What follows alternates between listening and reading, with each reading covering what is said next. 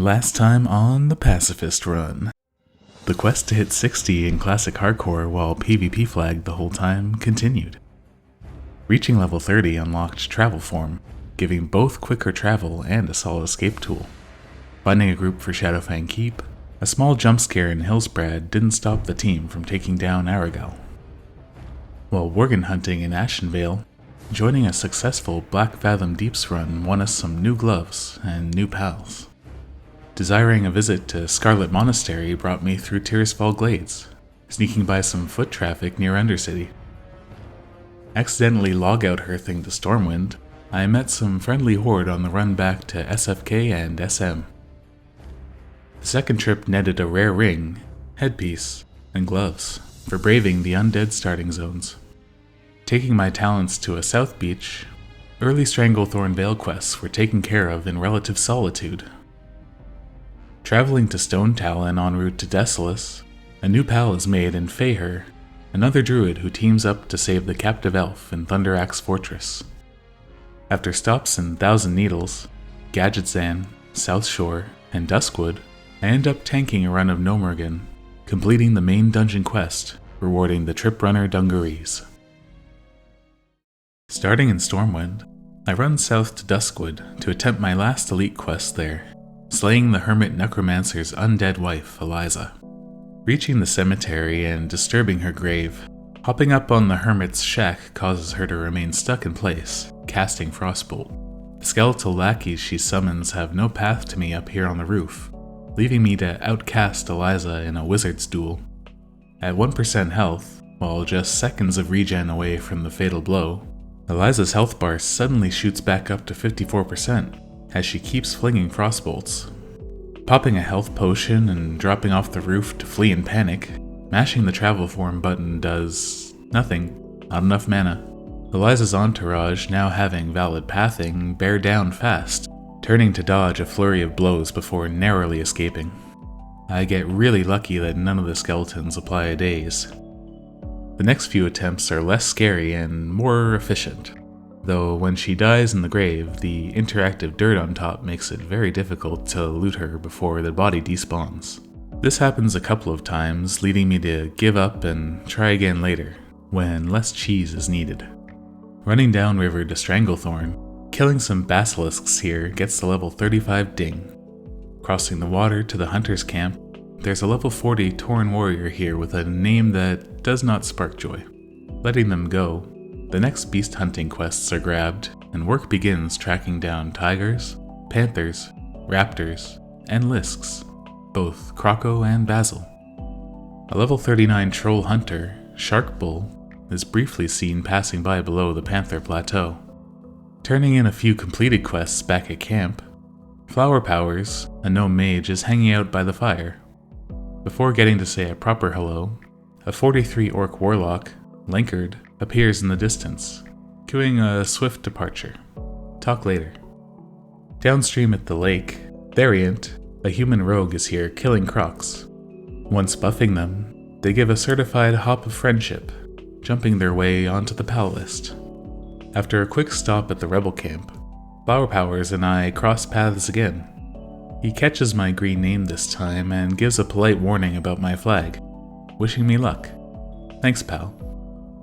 Finishing up the first Curzon quests for the rebels, a hearth to Stormwind lets me fly down to Booty Bay to hand in things, avoiding unnecessary travel in southern Stranglethorn. I'm not scared, you're scared. The elite quests of Wetlands are next on the to-do list. One long griffin ride later, Captain Stoutfist and Menethil's Keep task me with stopping the orc aggression.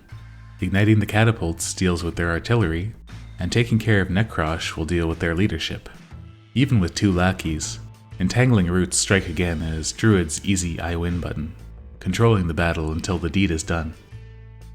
At the border to Arathi Highlands, the dwarves of Dun Modor task me with killing their dark iron counterparts. The elite dwarves, saboteurs, and tunnelers are easy enough to find, but the demolitionists spawn only in a few places. While clearing the area, Peckmage whispers, offering an invite to team up for Necrosh. Just a little late, friends. The group plans on heading to the dwarves after, but fearing a group invite layer into danger, it's a no for now. Finding Balgaris the Foul deep within the buildings of the area, it becomes apparent that he won't be able to be pulled alone. Balgaris is a stronger than usual elite, so engaging him outside of optimal conditions seems too risky to chance it. Smell you later. Bopping over to the nearby Thandal span, a level 40 troll mage named Marawans in the guild Baked appears and runs by. True to his name, he doesn't notice my greeting with his head presumably in the clouds. Investigating the bridge and returning to the dwarf barricade, I message Peckmage about teaming up, but they sadly inform me that the group is filled. No worries, as everything outside of Balgaris should be manageable solo. At the northeastern edge of the zone, dark irons at this camp are mostly pullable alone or in pairs, which can be managed with roots and resetting. This gives access to the demolitionists that linger closer to the central areas of these tents. Wrapping up the last of the dwarf hit list. Entering Arathi by the span, taking the road east leads to some troll camps. There's a rare to check for here, Nemar the Slayer, that can drop a nice blue, the dark hooded cape, which would be a sweet upgrade or a pricey sale. No luck with them trolls, however, so running to Refuge Point and turning in the breadcrumb quest instead grants the level 36 ding. Hopping over to South Shore to set my Hearthstone, then teleporting to Train and Moonglade, there's tell in LFG chat of an Onyxia buff dropping soon. Making it to Stormwind with time to spare, I run into a guildie of mine, Ishnu Hello, waiting here as well. They invite me to group and we stand around and have a friendly hang for a bit. While we chat, a paladin, Arthak, thanks me for a buff. After the buff drops, we say our goodbyes, good lucks, and part ways with a new pal. Heading back for a rematch with Eliza, now 2 levels stronger, there's already a small group waiting by her headstone. Lil Blickydos and Celsior are here, and they toss me an invite to their group.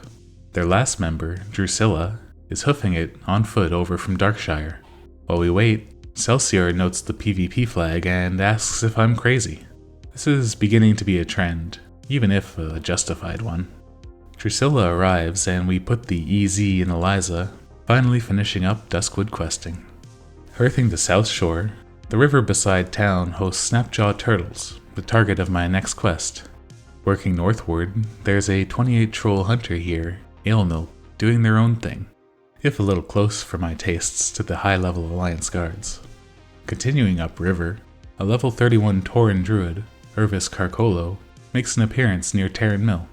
They take a look at me, so I give a little hop and wave, and they hop as well as they run by. Nice kitty.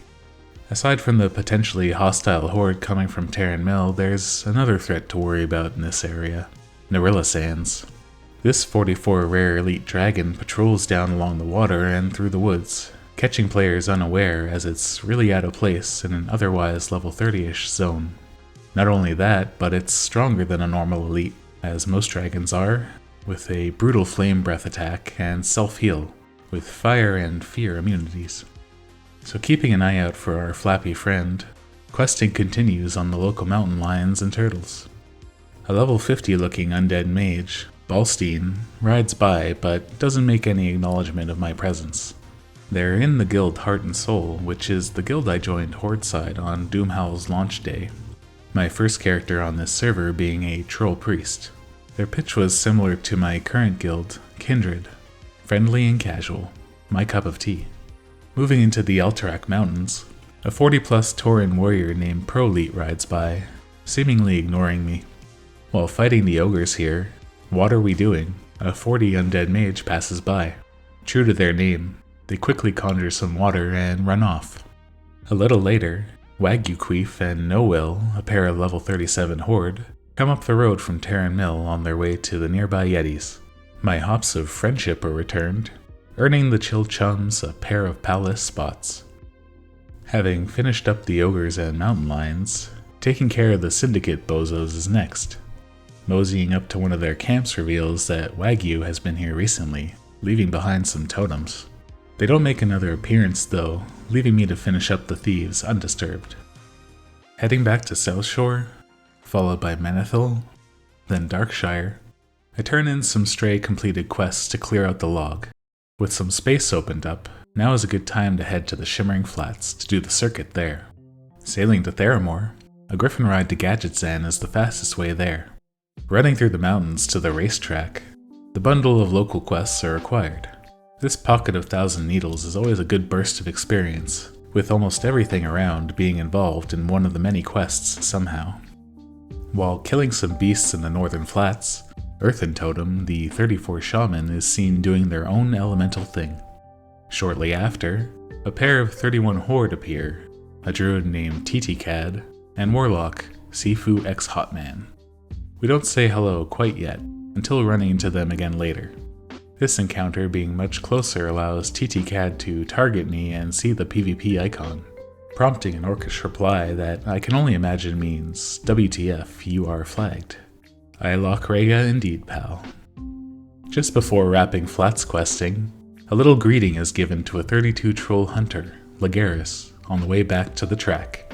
Completing everything at once gives that sweet hit of dopamine that all MMO players crave. Unfortunately, it leaves me tantalizingly close to leveling up. Hiring a bird in Gadgetzan to take me to Ratchet, turning in a little connector quest gives just enough XP for the level 37 ding. Rewind to earlier while in the Shimmering Flats. My guildie, Illustrial, asked for help in Desolace. Planning to head there next anyway, it seemed kismet to offer assistance. Landing at Nigel's Point, Illustrial is working on the Delinda escort that was featured in episode 3 with our pal Feyher. While respecting their suspicion of escort quests, she would have been more than capable of handling it on her own. Either way, there's safety in numbers. Having helped our pal, we say our thanks and goodbyes, and head to Ethelrether on the coast. Saying hi to Azore, then splashing down in the water, cracking some crawlers yields Rackmore's first treasure chest key. Swimming over to Ran-Nazjar Isle, the first sea witch killed drops the second key. Lucky day. Let's hope that luck continues for the satchel, another rare quest item drop from the enemies here. Only a few minutes later, Cardinal's satchel is found, spurring on what is probably the fastest I've ever done this area. Lord Kragaru is defeated for Azore, and his book is returned. Sorry it's a little waterlogged. Picking up the Combobulator from an enterprising goblin, it's time to collect some Kodos. Skins, bones, and alive.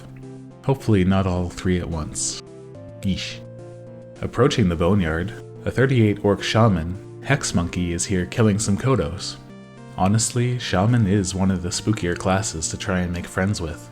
Their shocks are powerful control options, and sometimes a Wind Fury proc can just delete you. Weighing these reasons, the game genre shifts from RPG to stealth. When collecting these bones, a Kodo apparition might spawn once it's looted.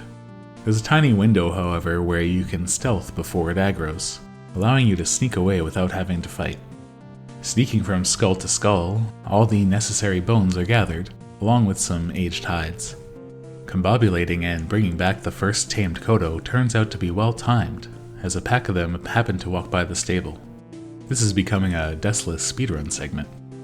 Heading to the southeast corner of the map, the reputation grind for my chosen Centaur clan begins, slaughtering the Magram until friendly with the Gelkis.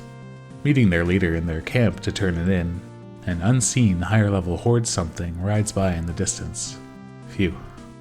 During a check-in with the Goblin Caravan, a 32 troll rogue runs by towards Shadowprey Village, presumably spooked by all the level 40-something mobs in the direction they came from.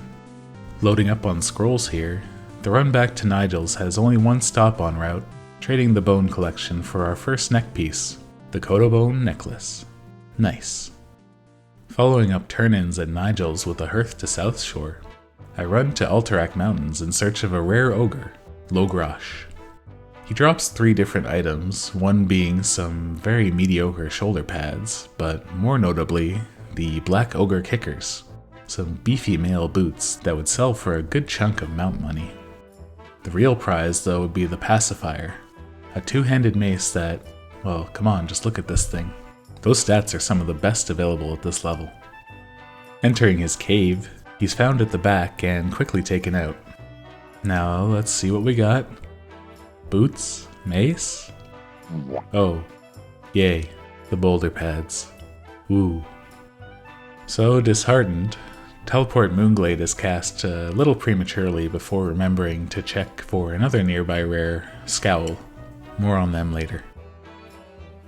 Visiting Darnassus and auctioning the Mageweave Bandage Manual allows training First Aid to max in preparation of completing the Triage quest in Theramore. Returning to Menethil, Emphasis spots me on the boat and issues a warning of concern about my flag. Nothing to worry about, pal. Thanks for the message. In Theramore's Keep, saving soldiers in the infirmary unlocks Artisan First Aid from the Good Doctor. Sailing back to Menethil, a paladin, no retry, is climbing aboard as I disembark, and we trade buffs. They then whisper me, asking if my PvP flag is on purpose. Calling me a demon, they bestow their support of the run, earning their spot on the PAL list. Returning to Dustwallow Marsh, dropping off some spices leads to a surprise encounter with a rare raptor, Dart. They end up dropping what are some really nice shoulders for Druid, and an upgrade. So long, Boulder Bads. Got 'em. Escorting Stinky out of the marsh, and then collecting spider eyes for the swamp-dwelling Jarl, I eventually make my way back to the beach near Theramore to farm some turtle tongues for someone in town. Zatrace, a human warrior, is found here also fighting the spike shells, equally unfazed by the local cuisine requests. He clocks the PvP flag immediately and calls me crazy. He proves to be the crazy one as he messes with a level 46 elite coral shark briefly. What are you doing, dude? After sharing the area, there's word of Onyxia dropping in Stormwind. Definitely worth the trip. Fast forward, having nabbed the buff, the turtle tongues are tied up and brought back to the inn. Here, a dwarf priest named Brooms gives me a heads up that I'm flagged. Thanks, Chief. Making a trip to Ironforge, turning in Cardinal's satchel from earlier grants the level 38 ding. One totally normal tram ride to Stormwind later. Heading to the park lets me train my skills without going to Moonglade for once. Upgrading our potions at the auction house, it's back to STV next. In the main building of the Curzon compound, gathering the brass key from the books upstairs leads me into their cave system lair to unlock Bookie Herod's chest. Stopping in at the rebel camp to drop off the acquired Curzon note, a run south brings me close to Gromgal Base Camp, a fairly well-trafficked Horde town with a Zeppelin tower. On the way there, a 36 troll rogue, Roachout of the guild Baked, yet again, passes by not noticing me. Members of this guild do not seem to be bothered. Seeing that someone else recently cleared the camp on the beach, it's an easy start to looting the troll legends. An Elder Crocodilus nearby provides the skin for the Goblin Leatherworkers quest, before diving to the ocean floor to nick the second troll legend from the Murloc-infested Atlantis. Washing ashore on the haunted island, the water elementals here are steamed for their bands. Steamed bands. Back on the mainland, the troll beatdown continues, piling up ears while climbing the hillside to the third tablet. Sneaking through the temple to the upper level, the fourth and final legend is collected. Fighting out the ruins eastward, the trolls, panthers, and geologists are all slain for their quests, ending with taking down the Tiger King, Sindal. Having turned in everything at the respective camps and bay, I make a long trek all the way to the Alterac Mountains. Another try at our ogre friend Logrosh rewards more boulder pads. Further north from the ogres, Dandred's Fold is a syndicate-controlled farm along the water by Lordimere Lake. The stealth assassins here have a low drop rate item I'm after, the Cloaked Hood, which aside from having a cool look is a really nice agility and stamina headpiece. There's a few chest spawns as well around the property, making this a nice farming farm. Typing in guild chat during the long grinding session here, a 43 orc hunter, Zyrene, suddenly appears from the trees, catching me totally unawares. They don't seem to notice me as they run over to the farmhouse, presumably to kill the Horde quest mob, Lord Paranold. Keeping tabs on her, a commotion is heard coming from the house, and targeting Zyrene shows that she's been put to sleep while two enemies are wailing on her pet, Zephy. Sneaking upstairs, I jump in to help as Zyrene awakens, and we take care of the mobs together. Zyrene thanks me for the assist and bows, marking a new entry to the PAL list. Continuing the hood hunt, I ding level 39 and log to take a little break. Relogging, there's another ruckus upstairs in the house, as a 41 orc warrior, Vibrator, is calling the Lord's name. His use of retaliation makes mincemeat of the 3-pull, rendering my move to help unnecessary. Much later on, a 40 troll hunter, Squibs, gets a hand with an overpull, though they don't really acknowledge the aid. Stopping in for my increasingly irregular boulder pads appointment, returning to the assassination finally yields a cloaked hood. Only took 2.5 hours. Yeesh. Fighting Paranoid ourselves to access a chest garners a little blue as well. Bonus. Scooting along the lakeshore west to Dalaran, meeting a Kirintor mage here gets the elemental bracers assessed. Checking the nearby mountains reveals that the rare Yeti discussed earlier, Scowl, is here. Scowl can drop the Howling Blade, a sweet blue dagger with a cool on-hit effect. Selling the dagger would be a nice chunk of mount money, so perhaps if Logrosh is feeling stingy, then Scowl might be more generate, never mind. After dropping off quests in South Shore en route to Ironforge to deliver a letter, teleporting to Moonglade brings me closer to Desolace, the next stop on our journey. Once there, traveling south through the Kodo graveyard, a 41 troll warrior, Don't Sweat, is next to the Ghostoplasm quest giver. Heeding their name, my attempt at a casual greeting is either missed or ignored. Wholesale slaughter of the demons of Manarok Coven then takes place, gathering their bits and bobs for the curious dwarf back at Nigel's. An elite Doomguard, Lord Azrathok, is patrolling here, and I'm reminded of a story back from my days playing vanilla. Playing a troll hunter, I was trying to complete the final step of the quest, the Corruptor, which has the goal of destroying Lord Azrathok. My hunter only being level 32, I went to find the demon just to discover they were a level 40 elite.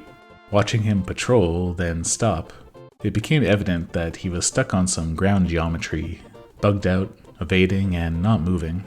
I put in a help ticket to the Game Masters, back when you could genuinely expect a reply, and was answered pretty quickly by a GM in full roleplay mode, with customized whisper macros saying, "Shalazar appears in a puff of blue smoke," and all that.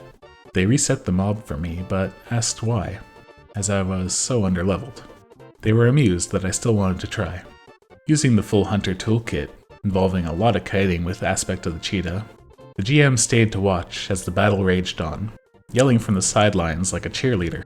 After a long fight, Lord Azrathok fell defeated, and the GM applauded the victory. It was truly a magical vanilla moment, one players of today will sadly likely never get to experience. Bring back GMs. Anyway, Grandpa's story time is over, and you can stop skipping the video ahead now. The demon dunking now complete, the nearby Valley of Bones is the next stop, in the interest of doing the Scarlet Monastery pre-quest and gathering ghost goo. The valley can be dangerous as respawns can block your getaway route if things turn sour. Caves are the bane of hardcore, and isn't a valley really just an open roof cave? Think about it. Setting up the ghost summoner, pulling is done carefully here as these spectral horsemen can have weird social aggro, attacking in bunches sometimes for no reason. They also apply a brutal curse that increases damage taken by a flat 15%. Having rattled enough spooky scary skeletons and gathered enough plasm, exiting the area leads me to Kralix and Finnegan, a warrior and paladin team. They thank me for some buffs. En route to turn in the goo at the Goblin, I say hello to a 34 orc hunter, George Costanza, and his pet Jerry, as well as Wilbo McStabbin, the 36 troll rogue, though neither of them really pay me any mind. Turn-ins back at Nigel's give me the letter that grants the main SM quest. Earthing to Menethil, a warlock here, Gynotap, thanks me for some buffs. Flying to South Shore, delivering the letter to Rally the Devout has him task us with killing the Scarlet leadership in the monastery. None of the rewards are of any interest though, so there's no rush to try and finish this one. Leaving the inn, a rogue, Domino X, thanks me for a buff. Just outside of town, there's a 25 undead rogue spookily close to the nearby South Shore guards. Careful there, buddy. Oh, hello. The level 60 troll mage Cougar Life rolls up and spots me immediately. Now is no time to act like prey, so I turn around and greet them warmly.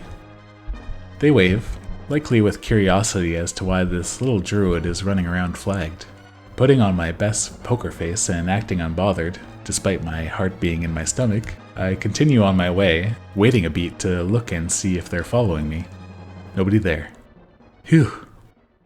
The backup plan, should things have turned violent, was to run to the Alliance Alterac Valley battleground portal and hide behind the guards there. That is, if the mage's initial attacks would even be survivable. A Fire Blast crit might even be enough to just eliminate me. Luckily, we live in a world where cougar life was feeling friendly. Thanks, pal. Decompressing from that encounter, I gather rings like Sonic from the Slain Syndicate and their Shadow Mages, then returning to Dandrid's to slay their collaborator, Nagaz. Sister Goob, a 39 undead priest of the guild Baked, is here, levitating over the fishing school spawns. Seeing these baked guys everywhere. Ignoring Flagged Alliance to get high and fish. These baked gamers really know how to live. Only a few experience points away from leveling up. A couple of mobs defeated here grants me the level 40 ding, finally unlocking the ability to purchase mounted travel. Unfortunately, my wallet is looking a little thin to fund that endeavor, so perhaps it's back to SM for more money farming? That'll have to wait until next time to be answered, however, as we've reached the end of episode 4. I need a little break after that encounter with cougar life. That said, it's time once again to wrap up this installment of the Pacifist Run with our Pacifist MVPs, Most Valuable Pals. The Alliance MVP is going to be shared between Ishnu Hello and No Retry. We had pleasant chats with both about our hardcore journeys, with both wishing us luck in our challenge run. The Horde MVP this episode was slated to be Zyrene, the grateful orc hunter we teamed up with in Alterac. But now it seems they're also sharing the award with Cougar Life for their friendly hello and relative pacifism. Shout out to all the MVPs. So big thanks to everyone for watching. I was really happy with how episode 3 turned out. Spending more time in contested territory is fun to edit around. I hope you all are enjoying the series so far, and are as excited as I am for the next video. Consider subscribing to follow the series as new episodes are released. I'm not usually one to do a call to action, but subscriptions, comments, and likes really do make a big difference, and I love seeing them. For now, good luck out there, and stay safe.